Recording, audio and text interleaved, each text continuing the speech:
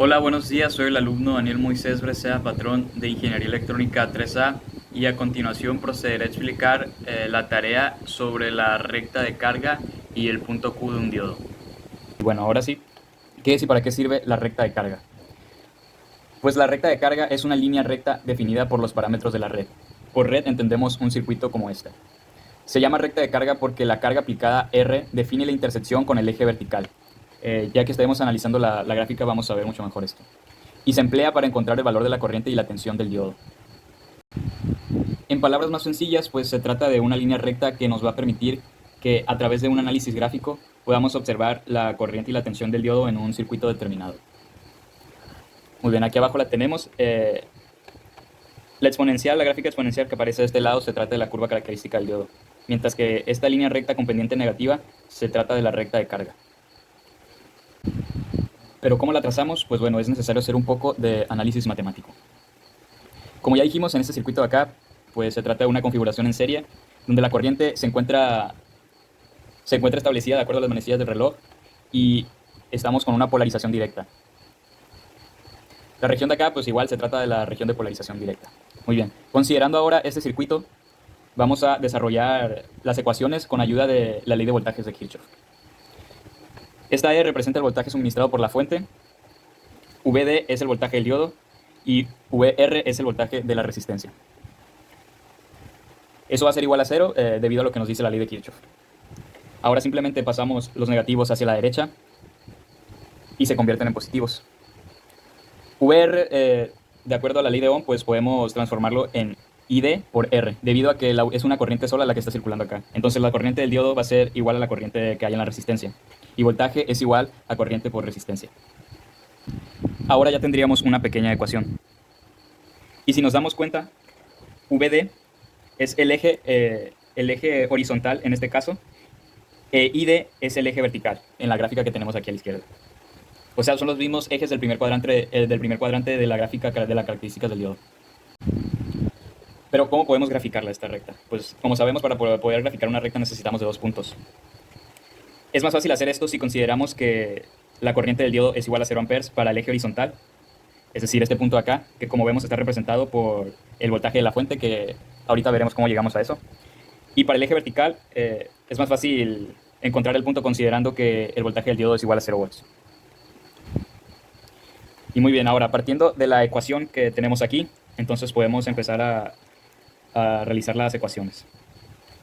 Si la corriente del diodo es igual a 0 amperes, como ya dijimos en el eje horizontal, entonces el voltaje de la fuente sería igual al voltaje del diodo. Porque si la corriente es 0, estaría multiplicando por la resistencia, lo cual sería un valor de 0.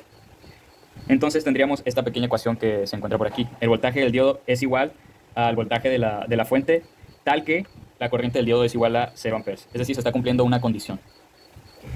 Ahora para el otro eje, el eje vertical, pasa lo mismo. Si el voltaje del diodo es igual a 0, entonces con la ecuación que tenemos aquí, el voltaje de la fuente sería igual a 0 más la corriente del diodo por la resistencia. Despejando la corriente del diodo, pues tendríamos que dicha corriente es igual al voltaje de la fuente sobre la resistencia, tal que el voltaje del diodo es igual a 0 volts. Y así tendríamos dos magnitudes que serían las dos intersecciones estas en los ejes respectivos. Y lo que nos permitiría poder trazar nuestra recta de carga. Ahora vamos a ver un poco sobre el punto Q. Bueno, el punto Q es el punto de operación del diodo. Pues en el diodo, dicho punto Q corresponde a la coordenada V de Q, I de Q. Este valor pues es fijo para cualquier diodo en un determinado circuito. Vamos a volver a ver un poco. Básicamente es la intersección entre la curva característica y la recta de carga, este punto Q. Este punto de trabajo puede ser controlado variando los valores de la fuente de alimentación y la resistencia. ¿Y cómo se calcula el punto Q? Pues vamos a ver un pequeño ejemplo. Aquí nos dice, para la configuración del diodo en serie de la figura A, esta que tenemos aquí, que emplea las características de la figura B, esta que tenemos acá, determine el punto Q. Es decir, tiene las coordenadas V de Q, I de Q. Pues bueno, para determinar esto, vamos a estar usando las ecuaciones que vimos en la hoja anterior. Empezamos con la corriente del diodo, que sería igual al voltaje de la fuente sobre la resistencia, tal que el voltaje del diodo igual a 0 volts. Nos está marcando aquí un voltaje de 10 volts en la fuente de alimentación, entonces ese es el valor que irá arriba. Y la resistencia con con una resistencia de 0.5 kilo ohms. Haciendo la división nos da un resultado de 20 miliamperes. Después hacemos lo mismo con el voltaje, para poder encontrar las intersecciones en los ejes, y así poder trazar nuestra recta. Y tenemos que el voltaje del diodo va a ser igual al voltaje de la fuente, que en este caso sería 10 volts. Bueno, aquí tendríamos la recta ya trazada. Nuestras coordenadas para la recta serían 0,20 miliamperes y 10 volts, 0. Entonces, así con estos dos puntos que obtuvimos mediante las ecuaciones anteriores, pues es posible trazar la recta.